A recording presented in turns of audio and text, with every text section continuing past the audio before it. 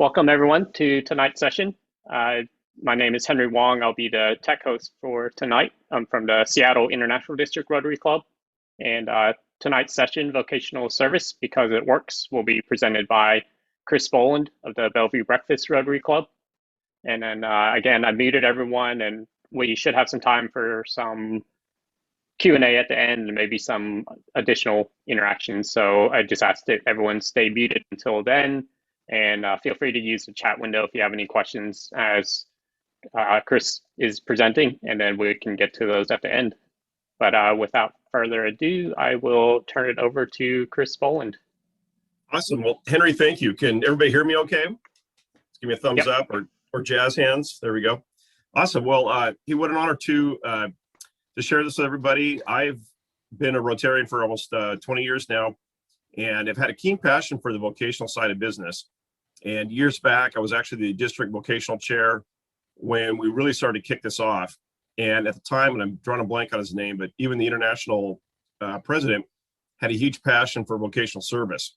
And so I went as a delegate to one of the zone conferences, actually worked directly with him on some vocational things, which we'll get into.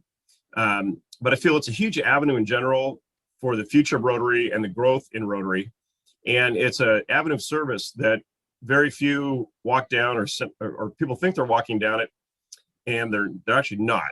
So what I'm gonna do is I'm gonna explain really the history behind vocational to give everybody a kind of a context and illustrate the power of it. And then we're gonna go into some of the current things, some current technologies to promote businesses within Rotary. And then we're gonna explain kind of some online stuff we're doing. And if time allows, I'll have a little breakout session where people can kind of try some of these ideas that I'm going to invite you all to consider implementing them in your club. So without further ado, so my original program is called Vocational Service. It's good for you, your club, and great for Rotary. As I mentioned earlier, one of my beliefs is that through business outreach, we can grow the Rotary numbers. And I'll explain why here in just a second. So what exactly do you all believe, you can unmute for this part, what do you believe vocational service truly is? Like when someone says you hear vocational, what comes to mind, or what do you guys do in your clubs? In the trades. Trades, okay. I've honestly always had a tough time with the word vocational. It doesn't ring to me very well. Non-academic. Mm-hmm. Yep, non-academic, okay. Anything you do to earn a living. Okay, yep, you earn your living, that's good. In the Rotary context and in your clubs, when the word vocational comes up, what often do you hear? So a lot of clubs, so I visited probably half the clubs in the district years ago when I was vocational chair, and the majority of clubs at the time would mention, when I talk about doing a program about vocational services, they would say, well, we're involved in DECA. We've got a scholarship program.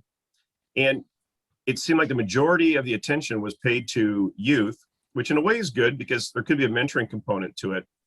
But it just seemed that so many of the clubs were truly missing the mark on vocational service. And really what vocational service is actually honoring the work professionally that Rotarians do and they have to bring and what they have to offer. So back in the day, who recognizes this gentleman? It's our beloved Paul Harris. And basically how Rotary came to be is that Paul found himself a recent college graduate. He was an attorney, and he found himself in downtown Chicago with a huge lack of clients. He was running out of money. And one of his biggest fears actually was the fact he may have to move back in with his parents in order to make a go of things. And so Paul was really in a bad spot, and it just happened that he ran into 4 friends of his. One friend was a tailor, and again, keep in mind, this is 1905. So one friend was a tailor, one was a coal merchant, and the 4th gentleman was a mining engineer. So these 4 gentlemen got together and they formed what became the first cogs in the Rotary wheel. And their idea was simple. They pledged to one another to take time to truly learn each other's businesses, the benefits and the services they provide and do what they could to help market that business. To that, they took on a pledge of conducting nothing but ethical business. Now, keep in mind, Chicago, back in the time, was a less than ethical place to conduct business. So actually, you see the rotary pin there on Paul Harris's lapel. That was worn 24/7 out in public because that was a symbol, and the word spread quickly that that gentleman was a person you could trust to do business with. And so the great success with Rotary came from people pledging to take care of their customers, business ethics, and then supporting each other. So the four gentlemen got together and they agreed that each week they would meet at the other person's or new person's place of business, meet the staff, see the office, learn the nuances of those businesses, and then go out the rest of the week and do what they can to promote those businesses and services. So again, this is 1905.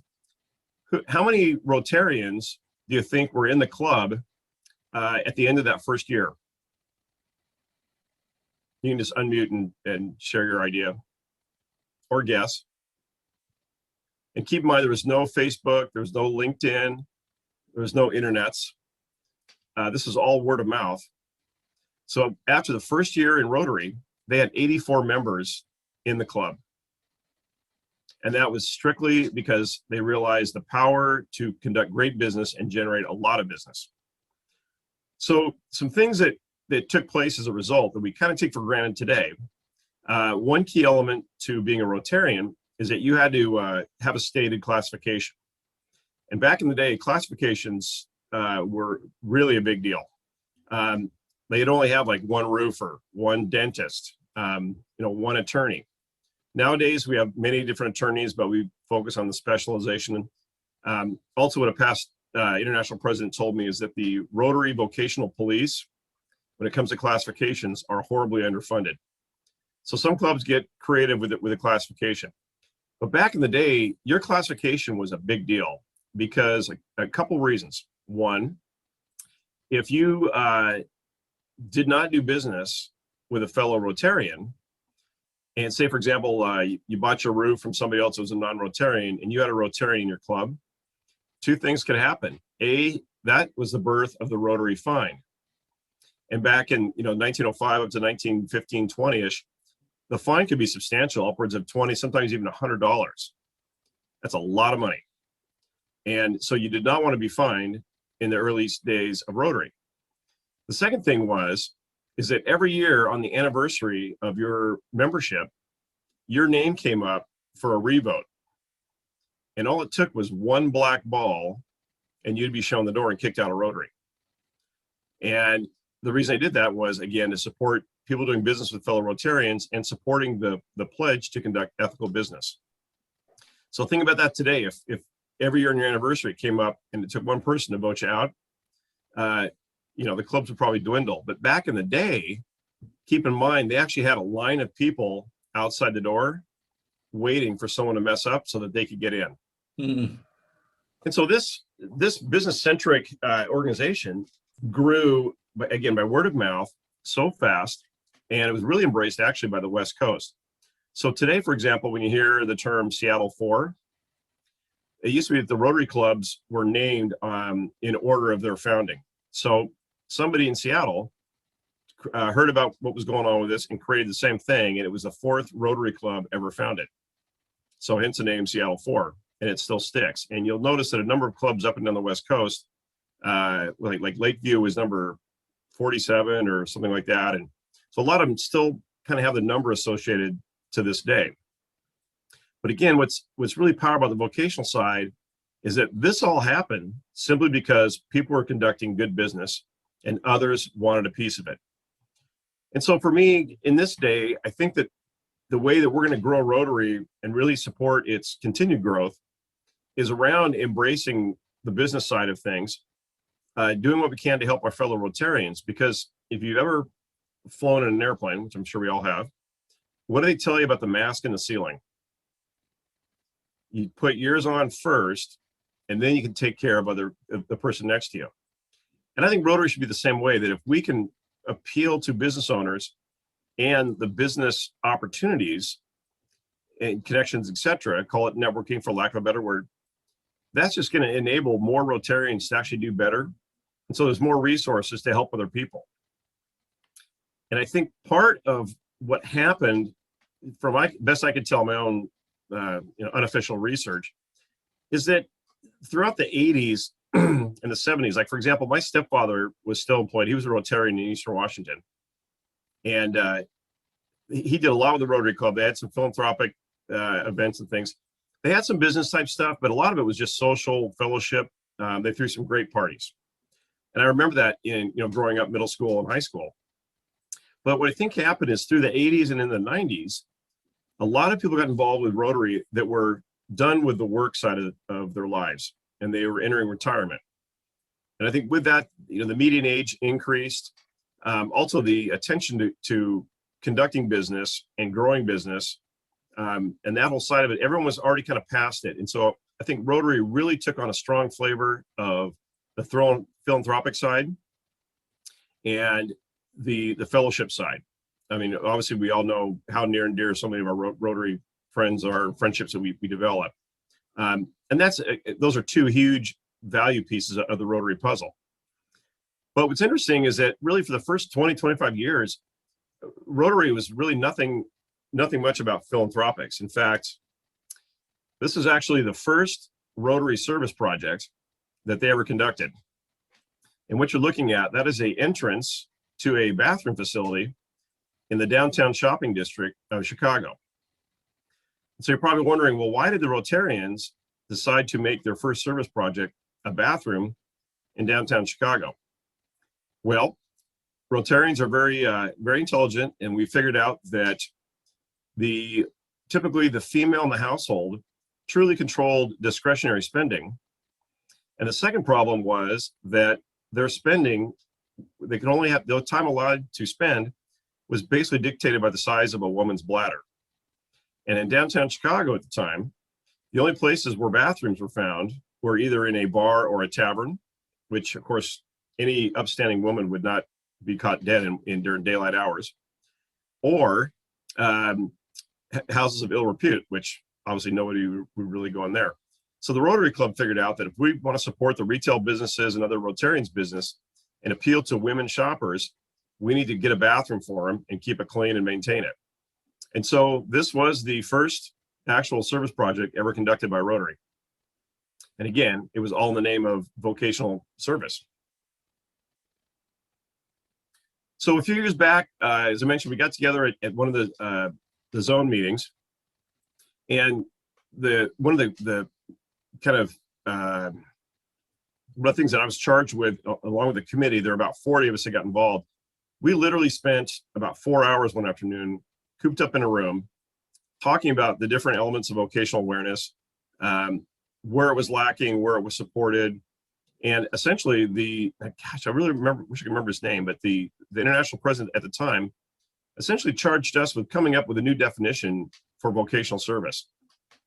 And the great thing about what we came up with here is that there was supposed to be like a cocktail breakout session. Well, all of us were so enthralled with recreating this definition of vocational service that we all passed on that. Some of us were late for dinner as a result. But basically, the last definition, this was submitted to Rotary International, and I believe was fully accepted as the definition of vocational service.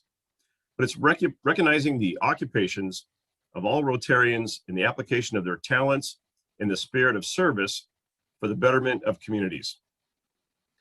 So if you look at that definition, what I like about it is that it's, again, recognizing the occupations of all Rotarians. And I ask you on that part, how many in your club really know within a detail what other Rotarians truly do for their occupational, for their vocation? And the second thing is, it's, again, supporting Rotarians in their occupations to apply their talents in the spirit of service for the betterment of communities. So it kind of takes, in my opinion, a step further from the value-added side of being, quote unquote, a networking group, to being a group of networkers that are out there to help communities and their local communities and the various other philanthropic elements that is so many Rotarians are so passionate about. So that was a definition that was submitted, and I believe it was accepted. Another important piece to look at when we consider growing Rotary numbers, I think this is now 5 years ago, there's a group called Siegel and Gale, and they did a tremendous focus group study of why people join Rotary, why people stay in Rotary, and why people end up leaving Rotary. And what came up as the top 4 value-added elements of being a Rotarian: people join for friends and contacts. So the contacts kind of plays into vocational awareness. The friendship, obviously, we can all experience it and have, we've met great, amazing people that are fellow Rotarians. The second most important piece is the local impact.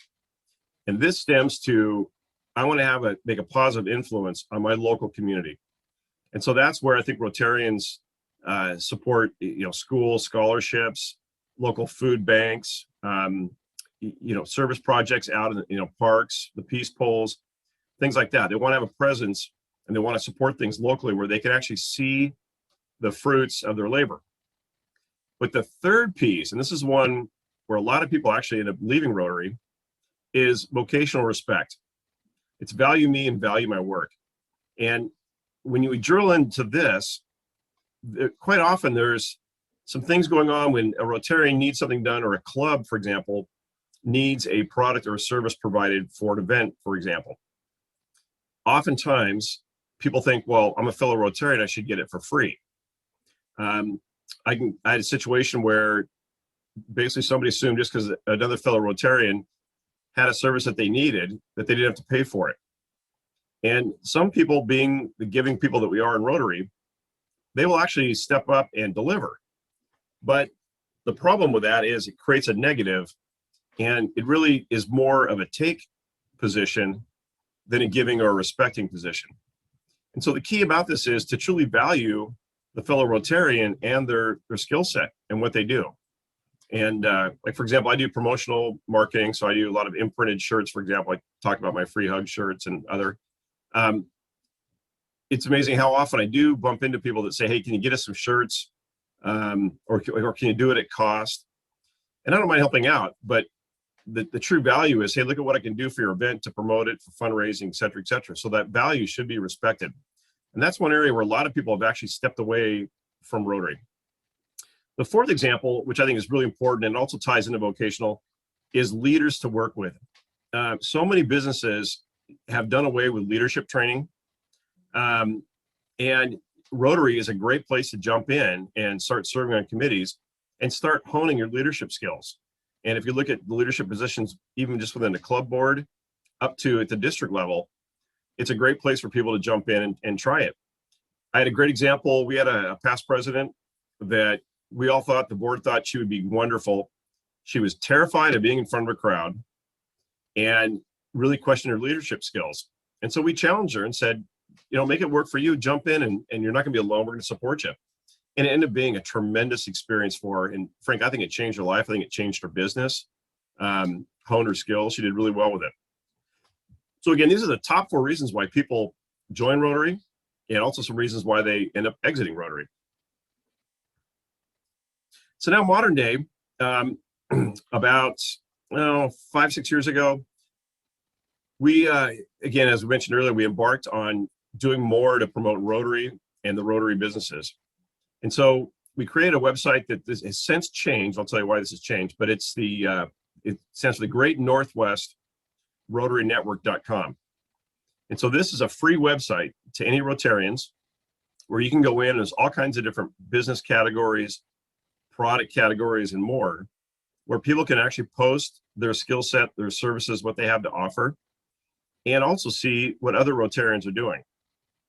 And I think right now there's about 300 or 400 people on it, but I can tell you district-wide, so district south of us, 5020, they have actually asked to partner with us. That's why we rebranded to the Great Northwest Rotary Network. It used to be, I think, just rotarynetwork.org, but we decided to branch it out to the Great Northwest. And this is a way to tie in fellow Rotarians from other districts.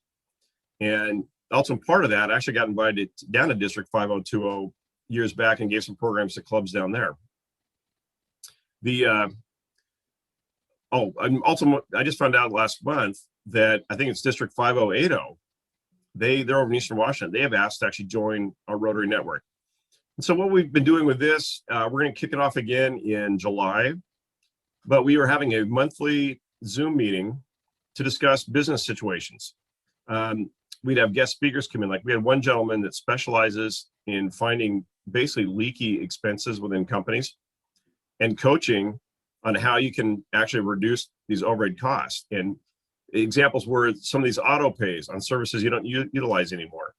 And he's convinced that any company that he comes in contact with, he can help you reduce these expenditures that are otherwise going unnoticed. We have another guy scheduled to talk about using video in social media to promote your businesses or services. So the idea is that each month we'd have a specialized speaker.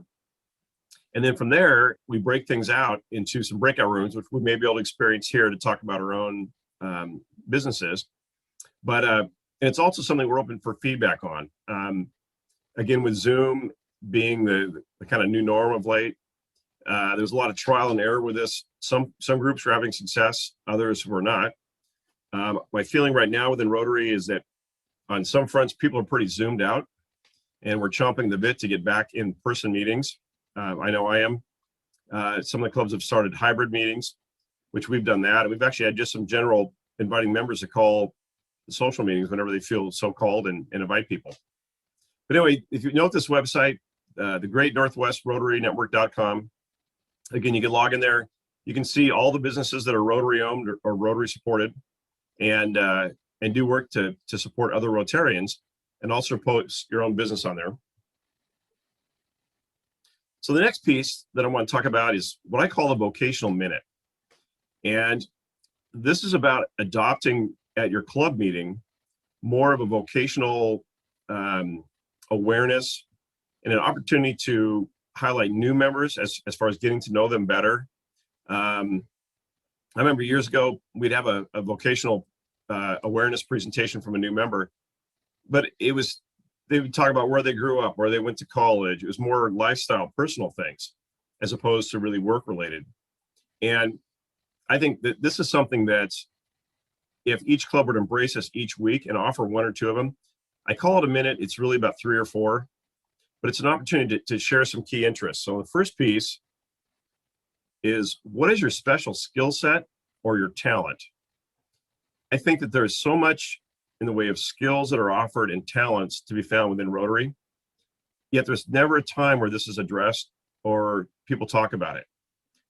It's just a way for someone to get up in front of the club, offer the special skill set or talent. And again, I think also when guests are coming in, and again, keeping the idea of building the value added aspect to Rotary, if a guest has come in and finds out that he can stand there and talk about his business, that's going to have additional more appeal for him to hang out, learn more about the club, and have an opportunity to present his own skill set or talents. So that'd be basically what you do, what you're specialized in, what you love to do. The second thing is, what do you have to offer Rotary or Rotarians? This could be, anything as far as like an event space, items for a goodie bag at a fun run, a slight discount, free evaluation. And again, on this one, it's not about Rotary being a free handout or somebody utilizing somebody not compensating them properly, but it is a way to say, hey, look, as fellow Rotarians, I'm going to give you some special attention. And again, keeping in mind the reflection of the Rotary pin and what that symbolizes, being ethics in business. And so even to this day, I encourage a lot of people to wear their pins throughout the week, especially around the public, because people will stop and ask what that is. And again, a lot of people say, well, I'm a Rotary Club member, or they'll say, what club are you in? But rarely do people talk about the true meaning, and that is that we're basically committed to consider the 4-way test or conducting an ethical business. The last piece of the Rotary Minute, or Vocational Minute, is what can Rotarians do to support your vocation? And this is basically in sales, I call it the ask. And I think this is a very important thing because for a couple different reasons. If somebody's having a struggle with business, and it could be a lead generation thing, it could be problems with their accounting, you name it, more than likely there's a Rotarian that can help you with that situation. And so this would be an opportunity. And again, we're all about servicing each other. But I think sometimes what Rotarians miss the mark in truly supporting fellow club members. And if somebody is having a hard time, it's not easy to stand before a room and say, hey, look, I really need some help with this element of my business right now. Is there anyone that has experience in this or that, or anybody that's looking for this or that? Would love to work with you and help you out. And oftentimes when I discuss vocational awareness with other fellow Rotarians, this is something that comes up a lot, is that people will say, well, no one ever asked me what they can help me with. But it should be flipped around, in my opinion, to be an opportunity where I can stand before my club and say, hey, I would love to, events right now are hard to come by. If you know anybody looking to have an event, even a semi-virtual event, we can do some things to make it fun. We can do some things to help with fundraising, et cetera, et cetera. But again, this, to an outsider looking in, is another value-added aspect to being a Rotarian. So again, I would love to see clubs invite the members come up and offer a vocational minute, or even, for example, a guest. Say, for example, I bought a car and I invite the owner of the car dealership to attend one of my Rotary meetings. How do you think that person would feel if when they introduce them, say, hey, by the way, Bob, why don't you tell us a little bit about your special skill set or your dealership's unique selling aspects? Do you have any deals with things you can offer Rotarians? And then also, what can we do to support you and your business? Now, don't you think somebody that would have that experience might have a little more aptitude to really look at Rotary and say, I really want to get involved in this thing? It's another piece of the value added, in my opinion. Another thing is there's a side to marketing that I've kind of been studying lately, and it's about really caring for people. And that's what Rotarians are all about. It's the care that we afford to so many. I mean, look at all the funds that we raise to support so many people that we'll never possibly meet. Well, think about if we actually took that care and instilled it in our fellow members. That's another reason why after 6 months, a lot of new Rotarians depart, is they never really feel fully engaged, or that people took an authentic interest in them and their business and their personal lives and things like that. So again, I think this is something that I would love to see more clubs implement, and especially inviting other businesses to come to a meeting. Hey, let me buy you breakfast. I'd love to hear about what you do in the community. You can learn more about us. I want to expose you to 60 of my really good friends. They're people you can all call on and see if we can help them out. So it's a different twist, I think, to the inviting people and again, growing the Rotary numbers. So that concludes my PowerPoint about the vocational thing. What I want to do is take a moment and ask, does anyone have any questions about the history of vocational, what we're looking to do, what we're looking to accomplish?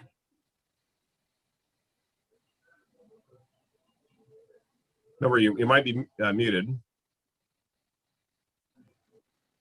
Everyone feel free to unmute yourself, or you can use the chat window as well.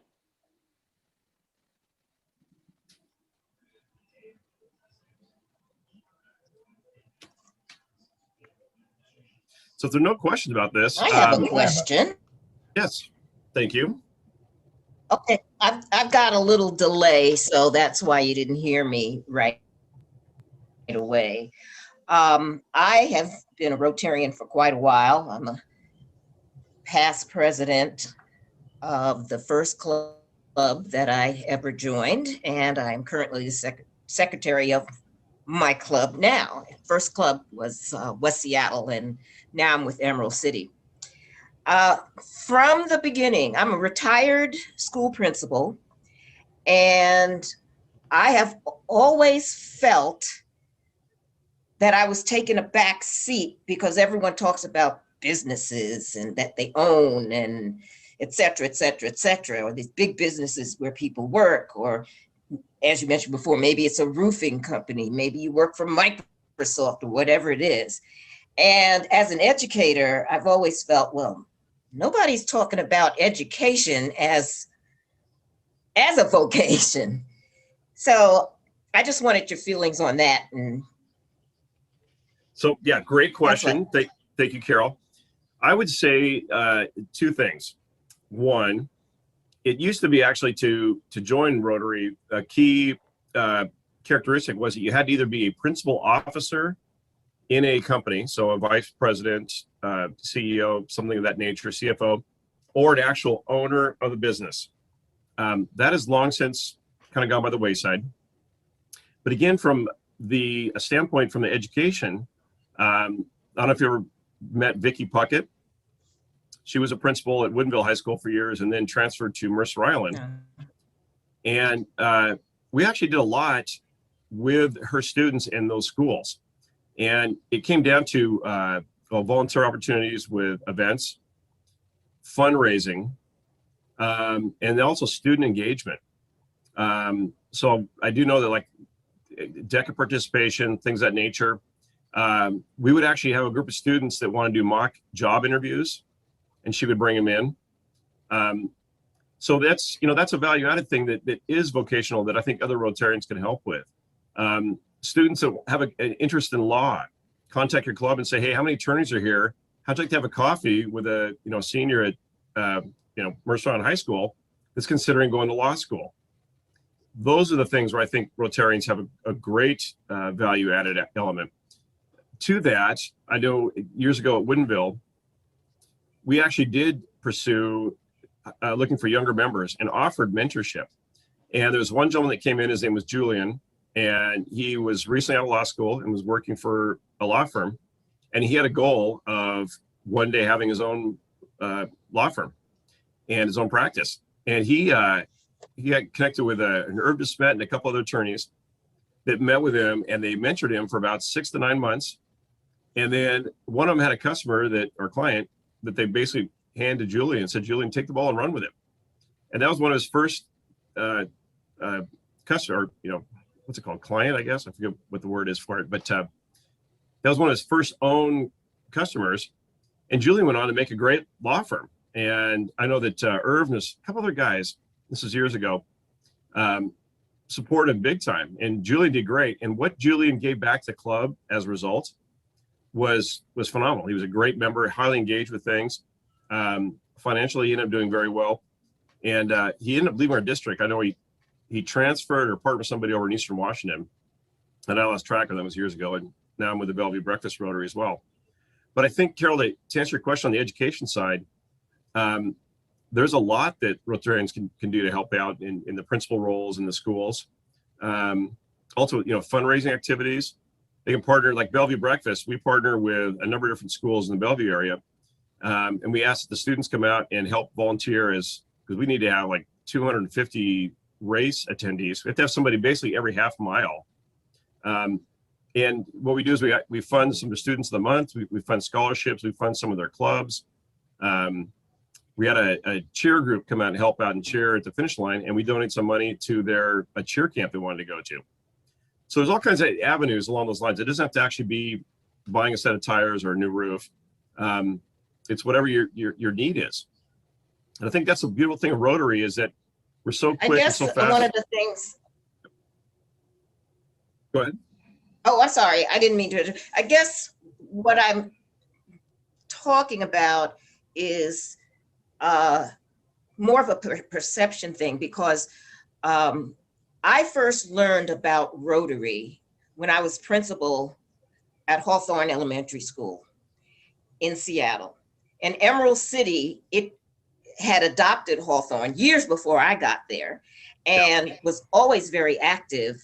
And that's really where I learned about Rotary. And when I transferred schools to West Seattle, one of the Rotarians from Emerald City called up somebody from West Seattle and says, hey, we've got somebody who needs to be a member.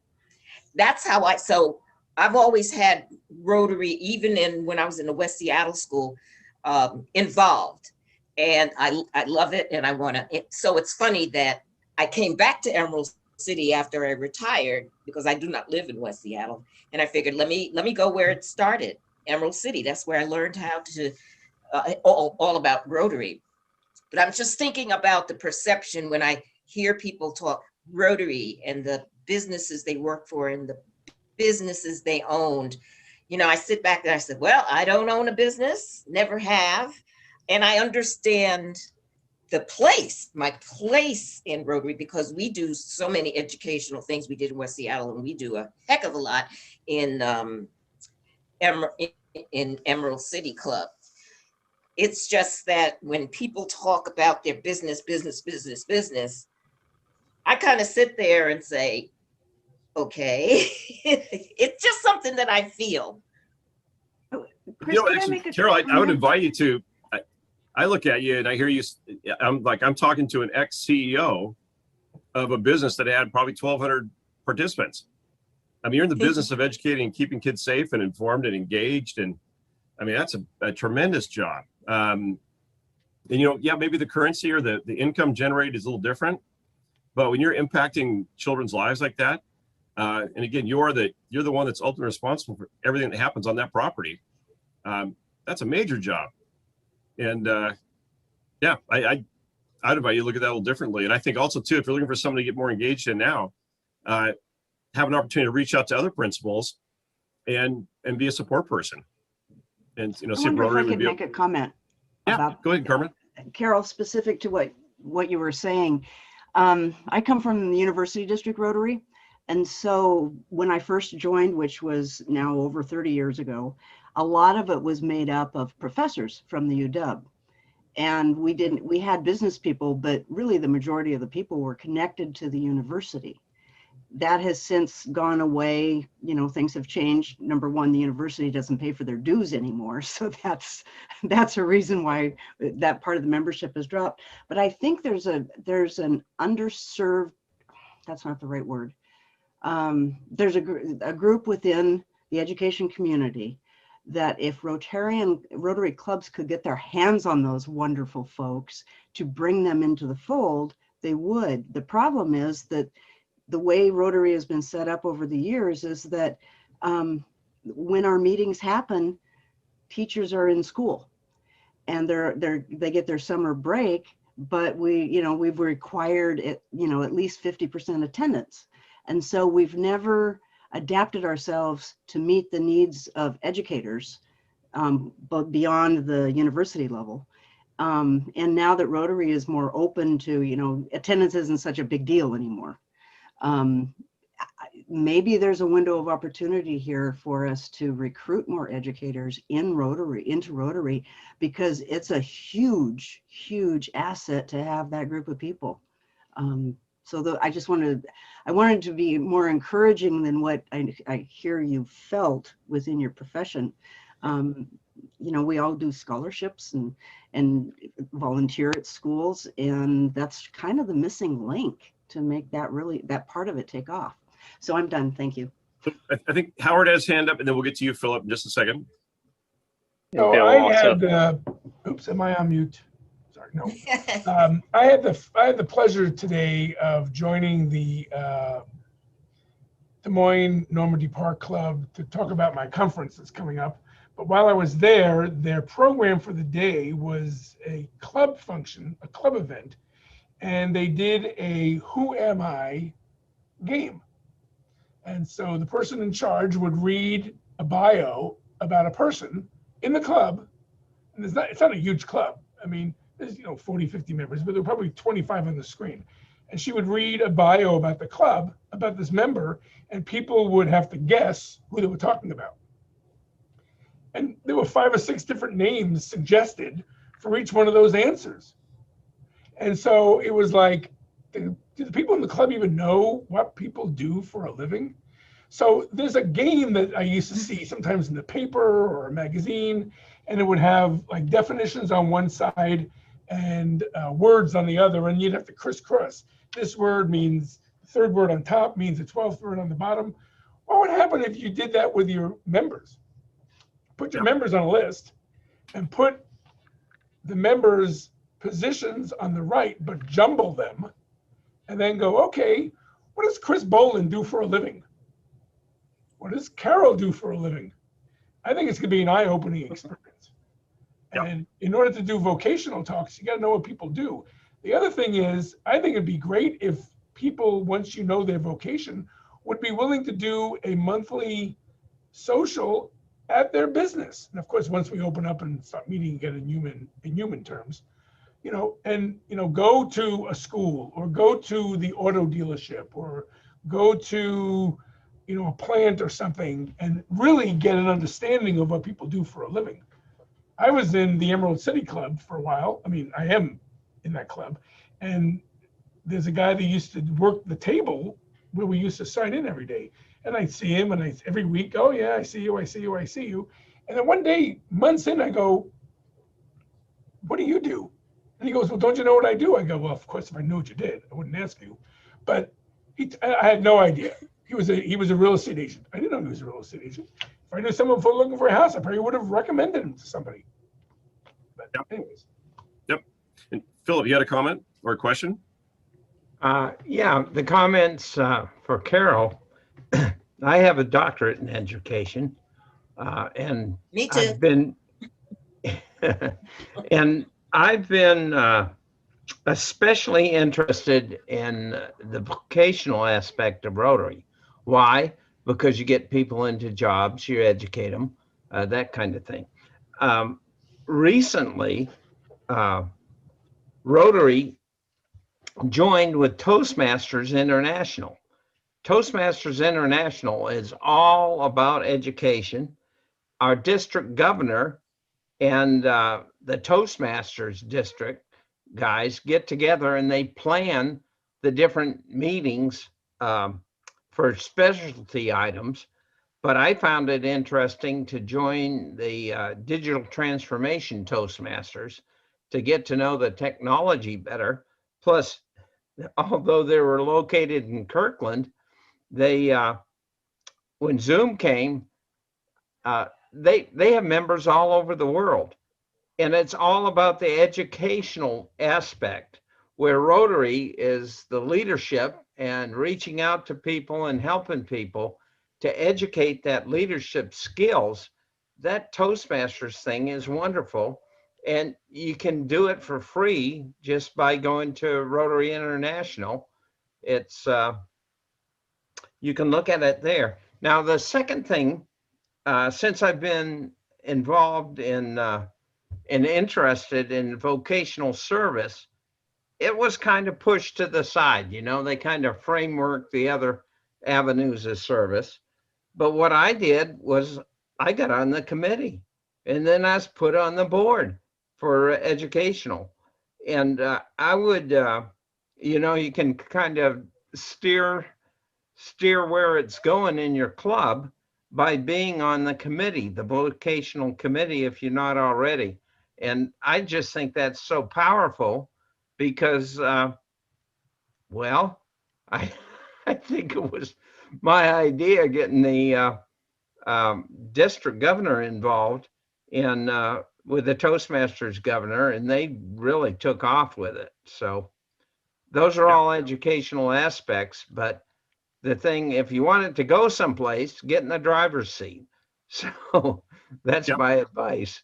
And, you know, Philip, to dovetail that, so for example, the Bellevue Breakfast Rotary Club, our main fundraiser is the All In for Autism 10K, 5K run, walk, and kids dash.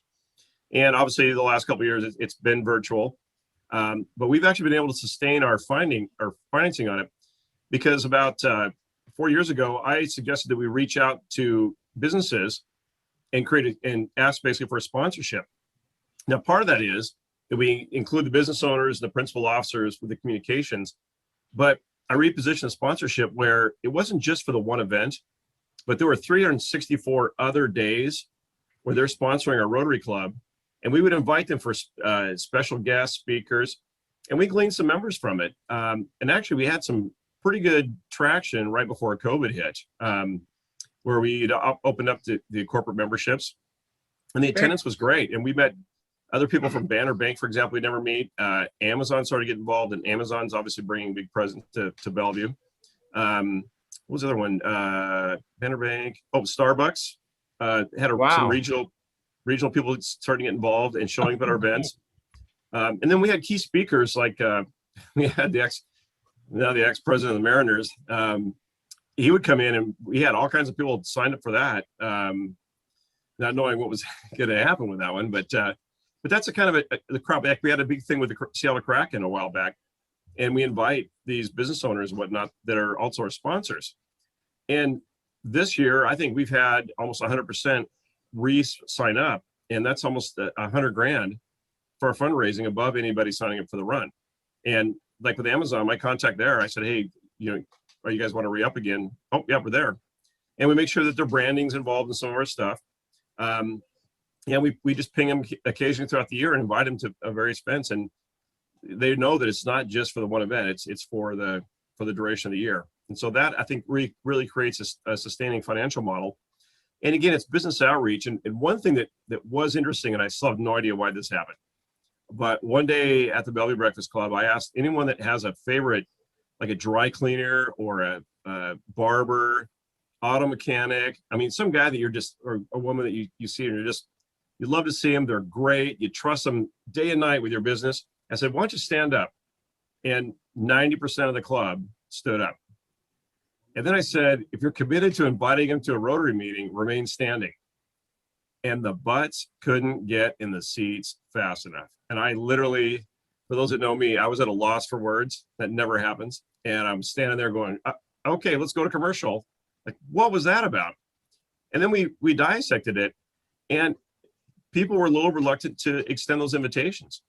And I thought, who wouldn't want to hear about it? If you got a beloved auto mechanic, how many times are people saying, hey, you got a mechanic you trust? Invite him, go up to him and say, hey, thanks for fixing my brakes. By the way, can I buy you breakfast and introduce you to 40 other of my dear friends? Like, who wouldn't say yes to that? And that gives them the exposure to Rotary. And that's all about supporting the vocation and the things that are working. And so that's what I hope to see more of. You know, even the programs too. Like, for example, a couple of years ago, before a April 15th tax deadline, we had like 5 or 6 accountants in our club, and we created a panel, and we just said, hey, tell us a little about your specialty, what you do, any tax tips, and by the way, what are some of the craziest things you've ever seen in the tax world? And that program went over by 10 minutes. People stayed late. It was laughter. They were engaged. They were like, oh my God, this one person tried to deduct this and that. And we learned more about their businesses. It was a great program, highly entertaining. Everybody got something from it. And it was 100% pure vocational stuff. And that's what I think is really going to be the future for Rotary. It's a value added piece, as I mentioned. And I just love to see clubs engage more of that. And there was a time too, I forgot to mention during the Rotary Fine, that I've actually sat in board meetings and I've heard people deny somebody membership because, quote unquote, they're just here for the business. And that has gone on for a long time. And I think anyone that shows an interest in Rotary deserves a chance. And yeah, you know what, maybe somebody does show up thinking, okay, I get a bunch of leads and I'm going to write a bunch of business as a result. But you know what, it's the Rotary Club's responsibility to also expose them to the philanthropic side, the service side, let them get involved in a work party. I mean, who hasn't invited somebody to a Harvest Against Hunger work party that they didn't have a blast? Everybody does. And so it's about doing what you can, just get them in the door and then expose them and withhold that judgment. But yeah, I've actually years ago sat in board meetings and people denied membership because they thought they're just out to work the business and really didn't care about it. I mean, it's a total projection, and bears probably little resemblance to the truth. But and there may be some that do show up for that, but I really do think that there should be on a club level more business engagement. When you're out and about every day, just invite somebody you see all the time and say, hey, can I buy you breakfast or lunch, and introduce you to my buddies. You know, and see if we can help out, get a lead for them. I mean, that's, again, all little value added cogs in the Rotary wheel. So that's what I'd love to see more of. Any other questions or comments? We got about 9 minutes. Bill McElroy, you've had your hand up, and I think Raymond after. Well, hello, everybody. I've personally have always had a little problem with the word vocational, the name. It just doesn't roll off the tongue that well. What I'm finding, what members really like is the opportunity to go ahead and talk about their occupation. And it's in our club, we call it a classification talk, but really get to know the individual all the way up from grade school, where they come from, and you know what their passions are. I keep thinking of one of the speakers we had at a conference was Paula Boggs, who was the retired. She was the retired attorney for was it Starbucks? I think it's Starbucks, I believe. Yeah, she was way up there, and her passion, however, happened to be music. So, you know, I mean, her badge, if she was a Rotarian, might have said retired attorney or whatever, or an attorney at Starbucks or whatever it is. But we need to find out what these individual passions are that everybody has. Carol's retired, and I don't even know what her passion is. She's a school teacher, but her passion is what she's in. This is what Rotary is all about, is the passion that's in the room. And so it's important. The thing is, when you look at the past, they had the Rotary for a reason. It went from everybody's houses, it rotated. And you got to know the individuals, you got to know who they are, you got to know that they became your friends. And that's really where the fellowship really belongs. Vocation is just the start of that. And recognizing the fact that, yes, there's businesses that we can do business with, and that's one of the value added. But there's so much more that the vocational chair, the vocational memberships can do. And that is to really bring in the knowledge of the person that's behind the badge and finding out what that person's passion is. And so I encourage the smaller clubs especially. Howard, you mentioned the fact about, the idea about finding out what everybody's occupation is and having a laugh about it a little bit. I go, it's deeper than that. Finding out some of the stuff, what's the worst thing they ever did, stupidest thing ever did. And somebody said, I drank too many beers when I was young and I picked up a bottle of ketchup and I was chugging it. It's like those little things that I'll never forget were people that have become my friends. And vocation is just it's a great value added tool. It's important to have people that you can trust to do business with, but I would encourage to get to know the individual a lot more. And there's ways that the clubs can figure out a way how not only to talk about the classification, but to spend some time with the individuals and who they are and what their passion is. I think that's the key. Yeah. I'll add one thing too, that I think, the program chair is, I think, a highly underrated or underappreciated position. And it is really tough finding engaging, thrilling programs to truly engage the membership. And I think because of that, I personally feel uncomfortable when, say, a nonprofit shows up that really has no affiliation with our club, but they're out trying to get their name out and obviously trying to seek funding of any sort. And there's nothing wrong with that, but I do know that the audience isn't really engaged, and I think Rotarians bring their passions to the club, and therefore those are the groups that they want to fund, and those are the perfect programs to engage your membership and their own passions. And like Howard was saying, learn more about what they're doing, as opposed to having some third party come in that no one's really affiliated with, but they're just making the list of all the Rotary clubs, hoping to make their budget.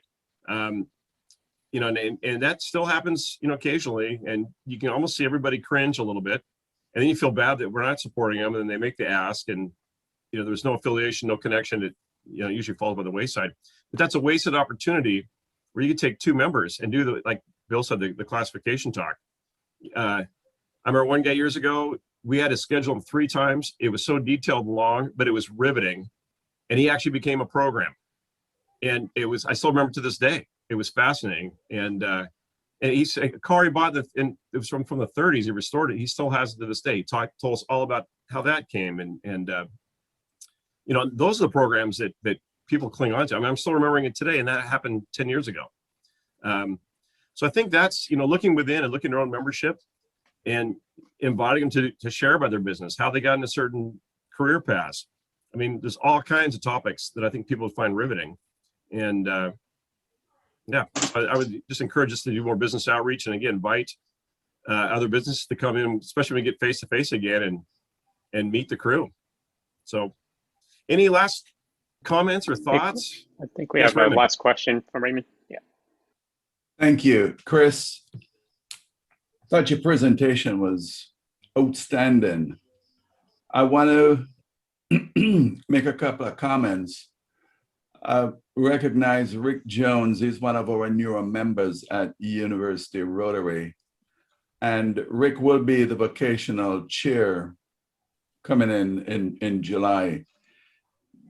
The comment that I have with respect to the presentation is, I think there's a cultural divide, and you kind of talked about it a little bit, where people feel uncomfortable. For example, when you said the board meetings, people were denied membership because they're only here for the business.